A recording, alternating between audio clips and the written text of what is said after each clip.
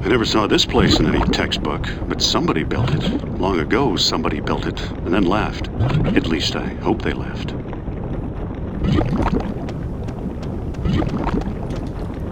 Let's plan the review. Indiana Jones and the Infernal Machine.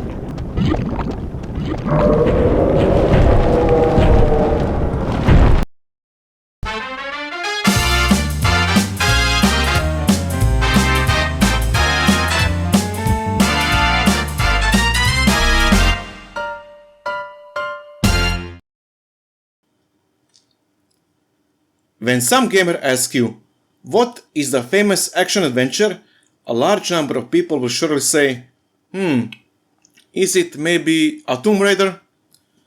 But someone will ask himself, what about Indiana Jones? I've seen movies, TV series, this guy is just perfect for action-adventure video games. Well, up until 1999, Indiana Jones was just that, an adventure, while Tomb Raider took all the glory in action and exploring in its early 2000 sequels. And then finally we got Indiana Jones in 3D graphics. Why do we have to wait for so long? I just don't get it. The original Indiana Jones trilogy from 80s is certainly one of the most famous and popular adventure movies. There were tons of comics, shirts, cartoons, TV series and fan-made movies. Older players will remember a few games on the same theme created for video consoles like Atari 2600, NES and SNES, all in 2D graphics. In the 90s there were MS-DOS adventure games, but nothing yet in 3D. On the other hand, a much younger franchise named Tomb Raider started in the mid-90s and immediately offered 3D adventure. It was a British answer to Indiana Jones. What made it so successful? A diverse content or a sexy big boob lady? Everyone have their opinion. I'd leave Tomb Raider games for future projects. Something leads me more to male archaeologist. It will be adventurous to play that kind of game, but I don't have it, and I'm not going to buy a digital one. Owning a physical copy is like having a trophy on your shelf. Maybe I know where to get that trophy. Jack! Jack, start the engine! We're going up!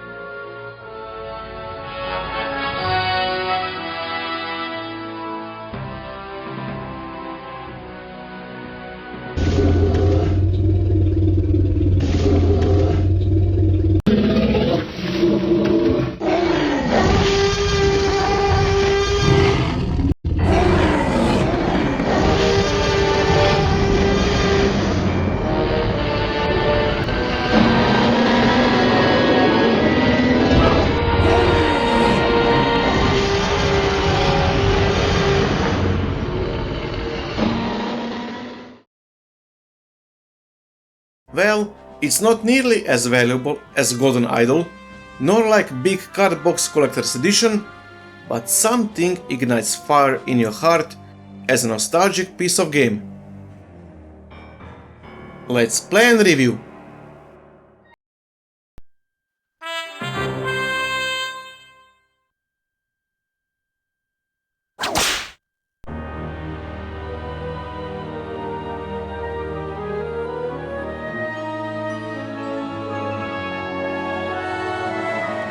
Begin with the story. The year is 1947 and the Nazi threat is just a past. But the world cannot live without tension and fear. Just when Indy thought his adventures were over, a silent threat will appear. While excavating the ruins of Babylon, the Soviets made an interesting discovery that goes beyond the limits of ordinary archaeology. Accidentally stumbling upon Sumerian legends, they came to know about the ancient god known as Marduk. To prove that god was not just a figment of imagination, was by a mystical piece of legendary machine with almost magical properties.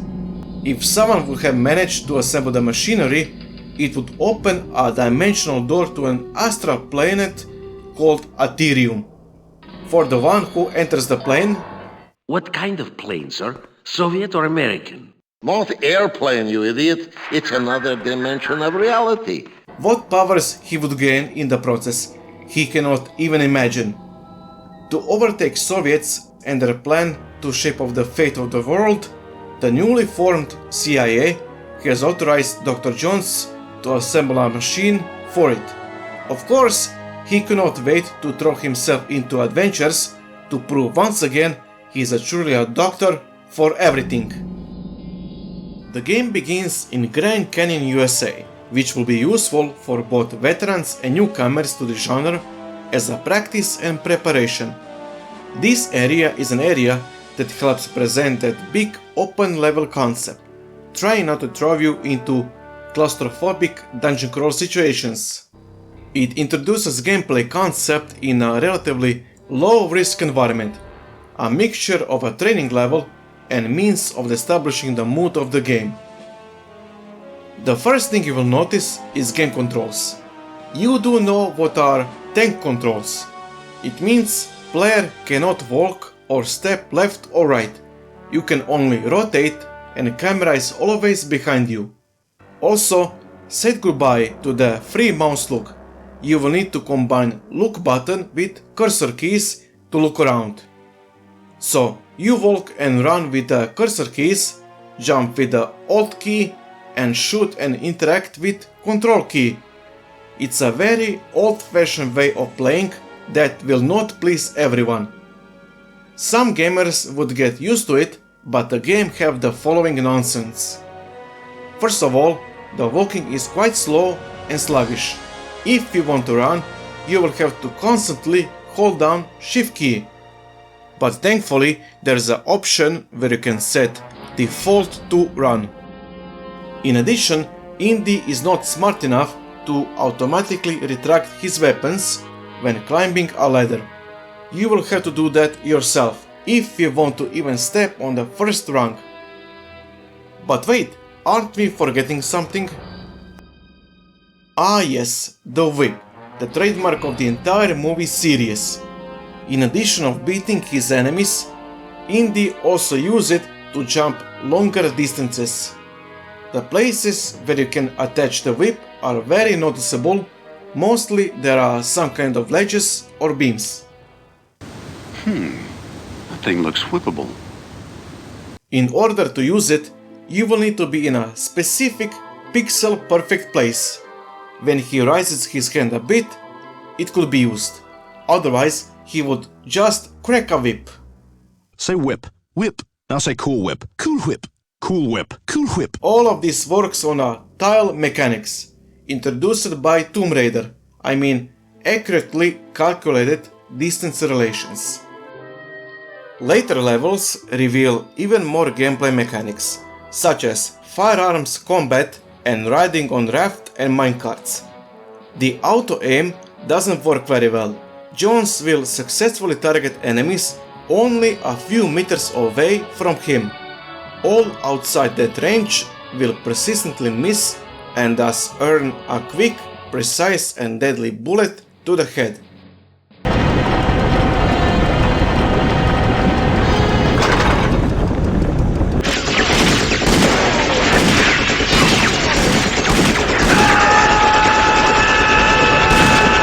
There are several types of pistols, rifles, machine guns, bazookas, dynamites, and so on, and their visual sound usage is quite powerful and impressive.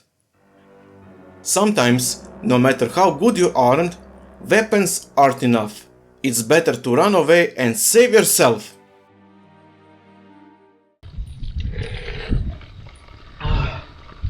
Oh, that was close. I need a cup of warm coffee. Meet the #1 Patreon or PayPal alternative donation website. Unlike previously mentioned systems, there is no need to create profile account. You can post and donate as an anonymous. You can support me by buying a coffee, which represents a small money donation. You can make even a one-time donation or as many as you want. Be a channel supporter. Help me to make more videos. For more details, check in a video description down below. Now, back to review. When you're tired of walking around, there are inflatable rafts that will take you through the water rapids, then a jeep for a little motorized chase, and the legendary mining cart literally jump out of the movie. Although the ride is undeniably fun, I have to tell you that it suffers from sloppy controls. Try take a ride in the previously mentioned raft and count all the curse words you will shout on that occasion. That leaves us with the game puzzles. Mostly there are just to move lever A to open passage B or bring item C to disable trap D. The fact is that this game is unaware the fine line between fun and frustration. I mean, what separates challenging puzzles from confusing obstacles? They light up sparks in your brain when you try something that is going to work, because it makes perfect sense. The later ones just makes you want to go online and search for a walkthrough. Although some of the puzzles are clever and some are truly epic, most of them are maddeningly confusing. They leave you asking, how the hell was I supposed to figure that out? For example, on level 13, a minecart can only go forwards, can't go backwards, except at the one rail switch where is the item necessary to continue playing. I spent hours for that puzzle. True is that game sometimes breaks the gameplay rules set in early levels. So far, everything mentioned could not be considered as a big game disadvantages, but some things I cannot forgive. Don't even think about playing without installing a patch first. In its first release, the game was swarming with bugs, and that's not the usual ones. I'm talking about game-breaking bugs. Levels would not load, levels you cannot win, broken AI, and so on. After installing the patch, things get better. However, I still had some problems with audio and render bugs.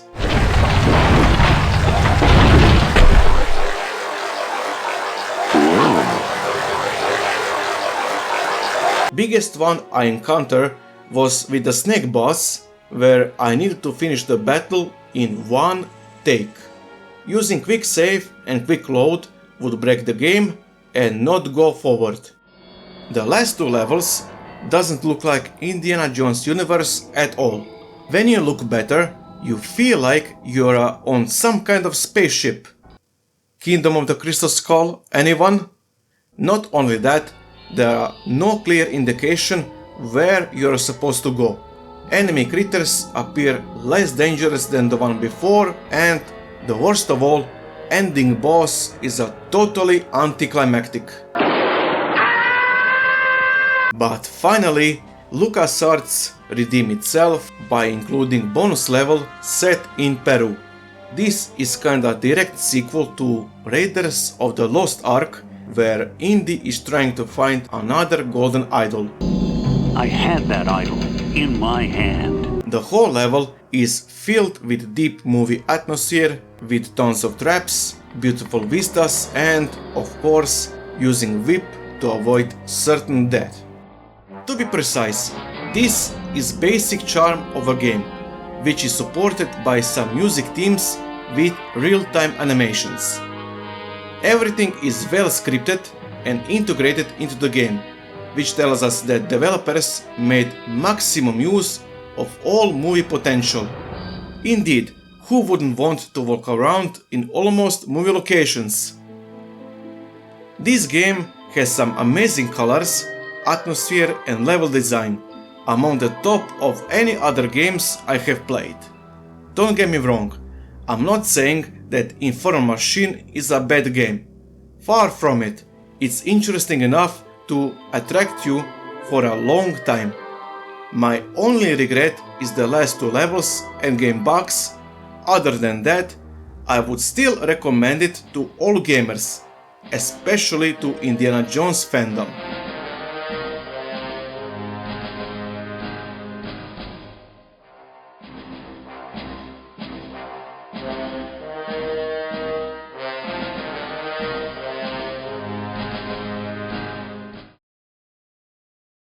Thank you for watching my video. If you like it, click on subscribe and click on bell icon to receive notification when I upload new videos. Also, check on Twitter and Facebook about news and updates. Thank you and see you again soon.